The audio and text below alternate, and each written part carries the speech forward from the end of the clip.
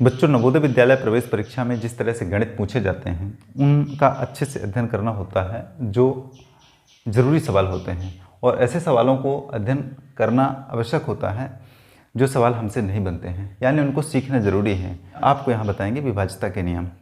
विभाज्यता का नियम क्या होता है और किस तरह से संख्याओं को विभाज्य करते हैं, यानी कहने का मतलब है कि संख्याओं को बिना भाग दिए कैसे पहचान लें कि यह संख्या इस संख्या से विभाज्य है। कल हमने वीडियो में 5 तक की संख्याओं का विभाज्यता के नियम बता दिए थे। आज हम 6 से शुरू करेंगे कि 6 तक की संख्याओं के विभाज्यता के नियम, लेकिन हम ये नहीं करते हुए हम 2 से शुरू कर लेते हैं और 11 तक पहुंच जाएंगे, तब आपको विभाज्यता का नियम प्राप्त हो जाएगा। 2 से विभाज्यता, और इसको इसी तरह से हल कर लेते हैं। इकाई में 0, 2, 4, 6 और 8। जिन संख्याओं की इकाई अंक में 0, 2, 4, 6, 8 होगी वह संख्याएं 2 से विभाज्य हो जाएंगी। जैसे 128 है, इकाई में 8 है, 2 से विभाज्य हो जाएगी। 120 है, इकाई में 0 है, 2 से विभाज्य हो जाएगी। 124 है, इकाई में 4 है, 2 से विभाज्य हो जाएगी। इस तरह से कंडीशन बनते हैं और इसी आधार पर हमको हल करना होता है। फिर अगला स्थिति है 3 से विभाज्यता, और इसी आधार पर हमको पुनः हल करना है। फर्क कितना है कि 3 एक अलग संख्या है 2 से, और उस हिसाब से इसको हल करना है। ये आपस में जोड़कर 3 से भाग देना है, और उस प्रक्रिया को हमको बोर्ड के सामने ही काम करना है ताकि हम इसको आसानी से हल कर सकें। जैसे कोई संख्या दिया हुआ है 9, 1, 10, 2, 12। 912 एक संख्या दिया हुआ है और इस संख्या को आपस में जोड़ देते हैं। 9 धन 1 धन 2, तो 9 1 10 2 12, 12 में 3 का भाग देते हैं, मतलब 3 से विभाज्य हो जाता है। 3 चौके 12। तो ये जो संख्या लिखा हुआ है ये ऑलरेडी जो है विभाज्य हो जाएगा 3 से। इस तरह की जितनी भी संख्याएं होंगी आपस में जोड़कर 3 से भाग दे देना। 4 से विभाज्यता, और इसको इसी तरह से लगातार आगे बढ़ाते रहना है। इसमें इकाई में और दहाई में 2 जीरो होंगे, पहली कंडीशन, या कि इकाई और दहाई से बनी संख्या 4 से विभाज्य हो जाए। थोड़ी देर के लिए अगर करते हैं अपन 500, इकाई दहाई में 2 जीरो है तो 4 से विभाज्य हो जाएगा। और अगला करते हैं 748। 48 इन 2 संख्याओं से बनी संख्या को 4 से भाग देते हैं, तो 12 चौको 48, मतलब पूरा 748 जो है ना ये संख्या 4 से विभाज्य हो जाएगी। अगली स्थिति पर अपन 5 से विभाज्यता भी देखेंगे और फिर इसको बड़ी आसानी से हल भी कर लेंगे। इकाई में 0 हो, या तो ये ई का मतलब इकाई है, या तो 0 हो या तो 5 हो, वह संख्या 5 से विभाज्य हो जाएगी। जैसे 150, अब ये संख्या जो है 5 से कट जाएगी। 170, 9005, ये संख्या भी 5 से विभाज्य हो जाएगी क्योंकि इकाई में 5 लिखा हुआ है। 6 से विभाज्यता के रूल्स जो है उसको उसी आधार पर हल करेंगे जैसा 2 और 3 के आधार पर हल करते हैं, जो 2 और 3 को हल करते हैं।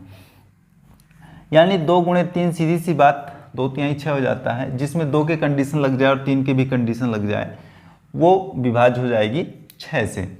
जैसे 5 3 8 2 10, 5 3 8 2 10 और 2 12। देखो 5322 ये संख्या लिखा हुआ है, ये क्या 6 से विभाज्य हो जाएगा? बिल्कुल विभाज्य हो जाएगा। पहले 2 कंडीशन देखते हैं। यहाँ पे लिखा है 0 2 4 6 8 में से अगर 2 है तो 2 से विभाज्य हो जाएगा। सही बात है, इकाई में 2 है तो 2 से तो विभाज्य हो रहा है, परंतु 3 क्या? 5 3 8 2 10 2 12, यानी 12 में 3 का भाग चला जाता है। 3 चौको 12, तो 2 से भी विभाज्य हो रहा है और 3 से भी विभाज्य हो रहा है। कुल मिलाकर के यह 6 से विभाज्य हो जाएगा। आसान सा कंसेप्ट है। 7 से विभाज्यता, और ये थोड़ा सा डिफिकल्ट है लेकिन है बड़ा आसान, बस ध्यान देने की ज़रूरत है। आसान इतना कि इनसे भी आसान लगेगा आपको। 6 के पहाड़ा में हूँ, 6 के पहाड़ा में हूँ। 6 के पहाड़ा का मतलब क्या होता है? इसका मतलब होता है कोई संख्या 6 बार हो, चाहे कोई भी संख्या हो, 1 2 3 4 5 6, इतना संख्या है ना, 1,11,111 लिखा हुआ है, और ये संख्या 7 से विभाज्य हो जाएगा। कोई भी संख्या हो, 2 2 2 2 2 2, 1 2 3 4 5 6, 6 के पहाड़ा में हो, 12 के पहाड़ा में हो, 12 बार हो, 6 बार हो, 12 बार हो, 18 बार हो, 24 बार हो, इस तरह से संख्याएं अगर लगातार लिखी हुई हो तो वह संख्या 7 से विभाज्य हो जाएगी। लेकिन एक और कंडीशन है, जैसे लिख देते हैं कोई अगर संख्या 2429, हर हालत में तो एक ही सीरीज की संख्याएं नहीं मिलेंगी आपको। कभी ये भी हो सकता है कि अलग अलग नंबर्स, विभिन्न अंकों से बनी संख्या भी मिल जाए, और उसको पता लगाना है जब हम 2 3 4 5 से नहीं विभाज्य हो रहा है 6 से, तो हम देखेंगे कि 7 से विभाज्य हो रहा है कि नहीं। कुछ विषम संख्या ऐसी होती हैं जो साधारण स्थिति में विभाज्य हो जाती हैं, लेकिन कुछ परिस्थितियां विषम हो जाती हैं, जैसे 7 का हो गया, 11 का हो गया, ऐसी संख्याएं जो है विभाज्य नहीं हो पाती हैं। ऐसी परिस्थिति में हम 7 से विभाज्य करने के लिए एक काम करेंगे, जो अंतिम वाली अंक है उसको 2 से गुणा कर देंगे। तो 2 से गुणा करते ही अंतिम वाले अंक का, तो 9 दूना 18 हो जाएगा। 18 को जो बच गई संख्या यहाँ से उसमें घटा देना है। घटा देंगे तो 12 में 8 घटाओगे तो 4 बचेगा, और 3 में 1 घटाओगे तो 2 बचेगा, और ये 224 हो गया। अभी जो 4 बचा है उसका एक बार फिर 2 से गुणा कर देना है अंतिम में, तो 4 दूना 8 बच गया। अब जो शेष बचा है उसमें से घटा देना है, तो 22 में 8 घटाओगे तो 14 बच जाएगा। ये 14 जो है ना भैया, ये 7 से विभाज्य हो जाएगा। बहुत आसानी से इस तरह के सवालों को हल कर सकते हो। ये रूल्स जो है अच्छे से कंपटीशन एग्जाम के लिए भी तैयार करके रख लेना, ताकि इस रूल्स के आधार पर आप कठिन से कठिन सवाल को हल कर सको। अभी एमपी कांस्टेबल का परीक्षा में इस तरह के डिविजिबिलिटी वाले सवाल बहुत भयानक आए थे, एकदम मस्त। 8 से विभाज्यता की कंडीशन भी अपन लागू कर लेंगे और उसको भी हल करते चले जाएंगे। आप वीडियो पर बने रहिएगा कंटिन्यू, ताकि हम आपको अच्छे से बता सकें। इकाई, दहाई और सैकड़ा, इसमें 3 चीज़ें लगेंगी, या तो इकाई, दहाई या सैकड़े में 3 जीरो हो, या कि इकाई, दहाई और सैकड़े से बनी संख्या 8 से विभाज्य हो जाए। जैसे 4 से है वैसे 8 से है, फर्क कितना है, 4 में 2 शून्य है, 8 में 3 शून्य है, बाकी सारी प्रक्रिया इसी तरह से है। ये काम भी इस तरह से अच्छे से हो जाएगा आपका। जैसे 5000 मान लो, इसमें 3 जीरो है ना, मतलब ये 8 से विभाज्य हो जाएगी बिना सोचे समझे। देखने में लग रहा है कि 8 से विभाज्य नहीं होगा, लेकिन ये संख्या भी 8 से विभाज्य हो जाएगी बड़ी आसानी से। इसी तरह से अब मान लो 0 4 8 5, 5048 है, तो क्या कहना है, जीरो तो 1 है इसमें, लेकिन इकाई दहाई में जीरो नहीं है, तो क्या ये संख्या 8 से विभाज्य हो जाएगी? बिल्कुल 8 से विभाज्य हो जाएगी बाबू। इकाई, दहाई, सैकड़े से बने अंक अगर विभाज्य हो जाते हैं तो 8 संख्या विभाज्य हो जाएगी, तो 8 छंग 48 हो जाएगा। 9 से विभाज्यता देख लीजिए, और इस पर भी काम हमको करना है कंटिन्यू। अब देखेंगे आपस में जोड़कर, और किससे भाग देना है, 9 से भाग देना है, ठीक है, 9 से भाग दें और फिर आसान हो जाएगा। जैसे 9 8 17 और 1 18, 981 है बाबू, ये 9 से कट जाएगा कि नहीं, 9 8 17 और 1 18, 18 हो रहा है सबका जोड़, 9 से भाग दोगे तो ये विभाज्य हो जाएगा। बहुत आसान सा कंडीशन है इसमें। फिर चलते हैं 10 से विभाज्यता।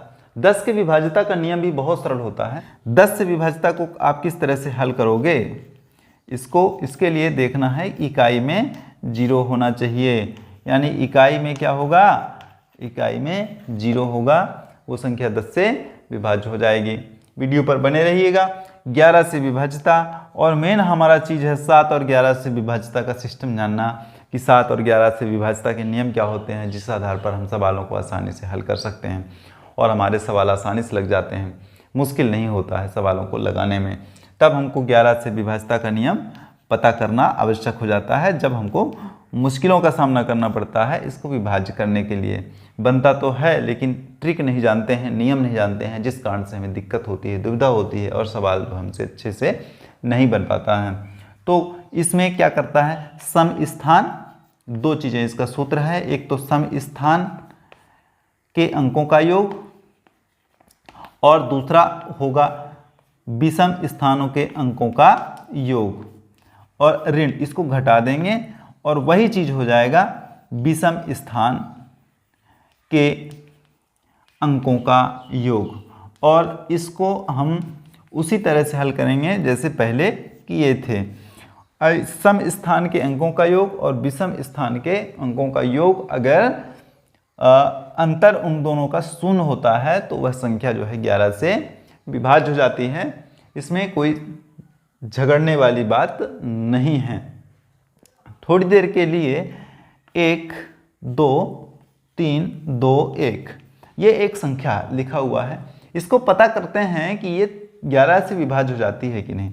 तो सम स्थान का अंक 1 2 3 4 5 सम स्थान पर, दूसरे नंबर पर 2 है तो 2 को, तीसरे नंबर पर 3 है नहीं, चौथे नंबर पर तो 2 और 2 4 हो जाता है। कितना हो जाता है, 4 हो जाता है। और विषम स्थानों के अंक तो 3 और 1 4 और 1 5, कितना हो जाता है, 5 हो जाता है। यह संख्या 11 से विभाज्य नहीं होगी। 71 27 362। देखते हैं ये इतना बड़ा अंक जो है ये 11 से विभाज्य हो रहा है कि नहीं। मैंने कहा था सम स्थानों के अंकों का योग विषम स्थान के अंकों का योग। अब सम स्थान क्या है, 1 है, फिर 7 है, फिर 6 है। तो 7 और 1 8 6 14, देखो यहाँ पे 14 प्राप्त हुआ हमको। और इसको फिर अंतर करते हैं विषम स्थानों के, तो विषम स्थान का 7 2 9 9 3 12 और 2 14, तो 14 में 14 घटाएंगे बबुआ तो 0 होगा। यानी जब 0 आ रहा है 14 में 14 घटाने पर, तो इसका मतलब ये है कि ये जो दिया हुआ संख्या है ये 11 से विभाज्य हो जाएगा। ठीक है, अगर शेषफल 0 आ रहा है तो सम स्थान के अंकों का योग को विषम स्थान के अंकों के योग से घटा देना है, और जो शेषफल प्राप्त हो रहा है 0, तो उत्तर 11 से विभाज्य हो जाता है। बाकी अगर नहीं हो रहा है तो 11 से विभाज्य नहीं होता है। जैसे 4 में 5 घटा दिए तो 1 प्राप्त हो रहा है हमारा, और ये संख्या जो दिया हुआ है ये 11 से विभाज्य नहीं होता है। हमारा काम पसंद आने पर हमारे चैनल को सब्सक्राइब कीजिए, वीडियो को लाइक कीजिए और शेयर कीजिए तथा कमेंट करके ज़रूर बताइए। बहुत बहुत शुक्रिया।